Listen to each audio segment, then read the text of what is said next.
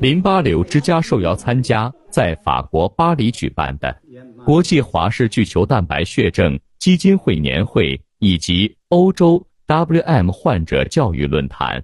会上，我们遇到一位来自英国的 WM 患者组织负责人 Bob Perry。当时他穿的 T 恤吸引了大家的目光。T 恤上写着 Waldenstrom microglobulinema, That's easy for you to say。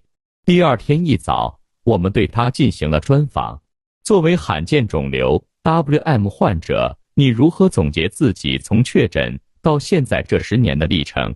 My 10-year journey was, I started off in a very dark, scary, frightened, lonely place, and here I am almost exactly 10 years later, and I'm living life to the full. I have a great life. I've got my fitness back, I've got my health back, and it's been an amazing journey. 在确诊前，你经历了什么？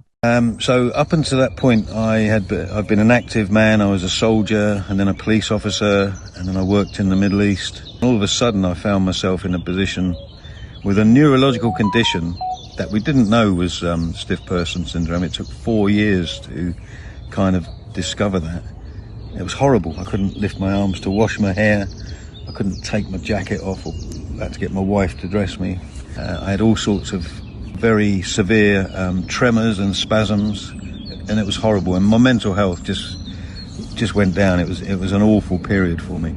And it was, to be honest, it was almost a relief when I got this diagnosis. Stiff person syndrome, there's no treatment, it's just a syndrome.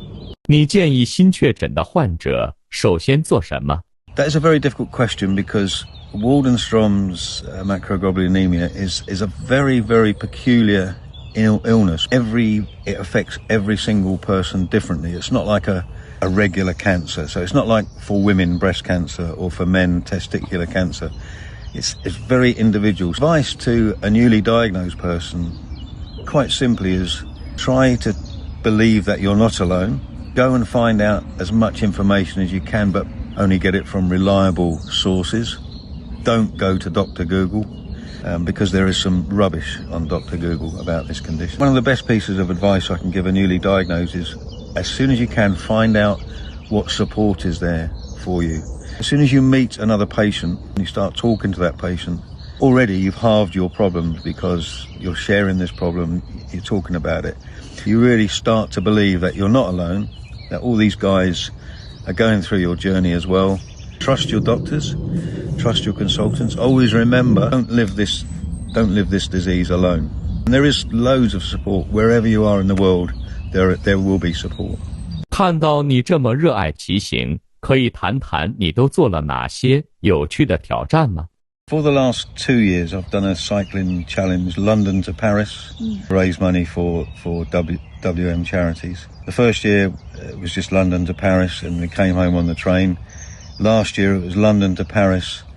Then I decided to cycle home on my own, so that made it into a 6-day challenge.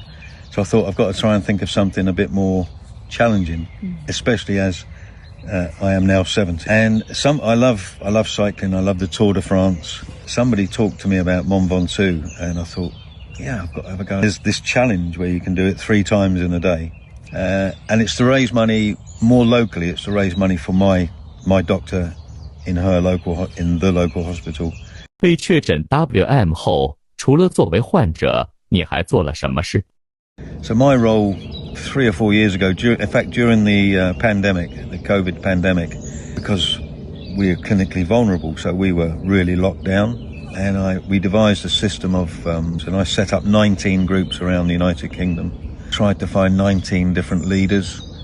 They were very, very successful, and they continue now, and hopefully now a lot of those meet in person like this in a lovely location maybe, or over a coffee. Support. And my ongoing role now, I work for the International WM Foundation, is to try and promote support groups in different countries around the world. So it's great that you guys are here from China, looking at support groups. And only yesterday I was talking to people from Austria and the Czech Republic and Russia about how do we build support groups there. It's key. We're a family. We're a very rare family. and it's key is support in each other. Yeah. 作为一名被宣布功能性治愈的 WM 患者，你最想对新确诊的患者说什么？ Yeah, this disease it's got no nationality, so we're all human beings, and some of us will get WM. Whether you're in China, Russia, England, Australia, it's the same for everybody.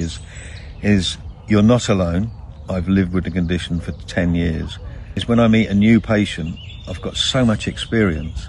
There's a gentleman here at this meeting, and I won't even disclose his nationality, but he was diagnosed 6 months ago, I think.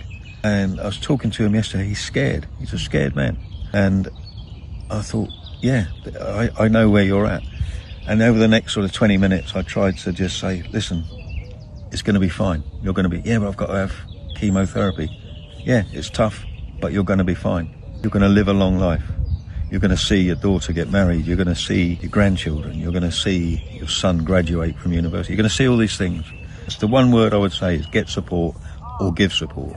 If you've been diagnosed with this condition, you are not alone. It is totally manageable. Trust in your doctor and get support. That's all I can say, really. But you will be fine. Believe me, you will be fine.